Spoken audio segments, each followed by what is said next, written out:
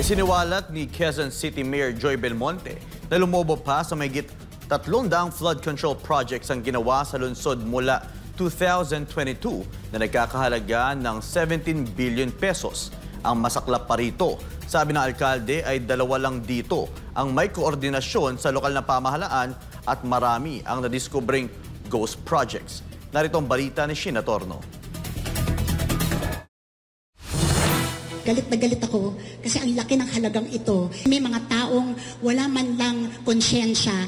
Yan ang hinanakit ni Quezon City Mayor Joy Belmonte matapos ipresenta sa publiko ang resulta ng kanilang ginawang investigasyon patungkol sa mga flood control project ng DPWH sa lungsod. Ito'y matapos madiskubre na lumobo pa sa 331 mula sa 254 na mga proyekto sa QC ang nagkakahalaga ng 17 billion pesos. Ang malalapaan niya rito ay 2 lamang na proyektong may koordinasyon sa LGU at marami ang mali ang lokasyon, hindi pa natapos at pare-pareho ang contract price. Questionable rin para kay Belmonte kung bakit bigong maibigay ng DPWH ang buong program details sa mga flood control projects sa lungsod.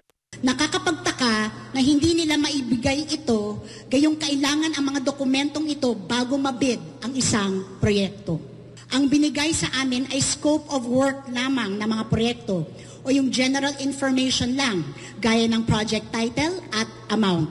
Hanggang ngayon, hindi pa rin isinusumite sa amin ang tinatawag na program of works na mas detalyadong impormasyon ang nilalaman gaya ng ano ang materyales na gagamitin at ilan, kailan gagawin ang bawat bahagi o yugto ng proyekto at halaga ng bawat aspeto nito. Plano rin ng QC government na maglabas ng cease and desist order sa mga proyektong kasalukuyang pang ginagawa pero natukoy na mas nagpapalala ng pagbaha. Lumabas pa sa investigasyon ng QC government, 305 na mga proyekto, 94% ang hindi naaayon sa drainage master plan ng lungsod. Marami ring lugar sa QC ang binaha matapos maitayo ang mga proyekto sa mga lugar na hindi naman flood prone. Bukod pa riyan, 157 sa mga proyekto ay napondohan sa ilalim ng National Expenditure Program o NEP, habang 170 naman dito ang wala sa 2022 to 2025 NEP. Mayroon ding 12 proyekto na may maraming phases, kabilang ang San Juan Flood Mitigation Project na una ng sinita ng QC government dahil umabot sa 66 phases, pero sa pagbusisi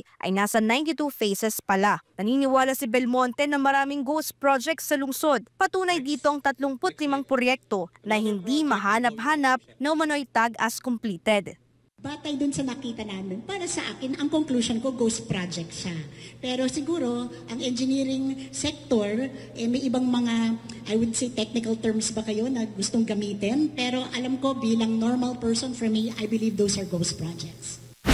Kaugnay nito, sinabi ni Belmonte na handa nilang isumite sa Independent Commission on Infrastructure ang resulta ng kanilang investigasyon sa mga proyekto. Kabilang narito ang nadiskubring 27 proyekto na nakuha ng construction firm o kumpanya na pagmamay-ari ng Diskaya na nagkakahalaga ng 1.52 billion pesos.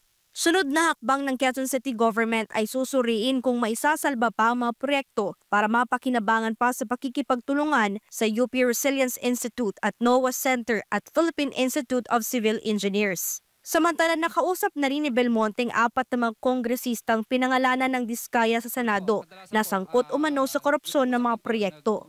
Wala silang binanggit sa akin na hindi nila binanggit sa kanilang mga statements at press conferences. Binigyan din naman ni Belmonte na wala siyang proprotektahan na sinumang opisyal na taga Quezon City na sangkot sa katiwalian kahit kaalyado pa raw niya. Para sa Diyos at sa Pilipinas kung mahal. Ito si Sheena Torno, SMNI News.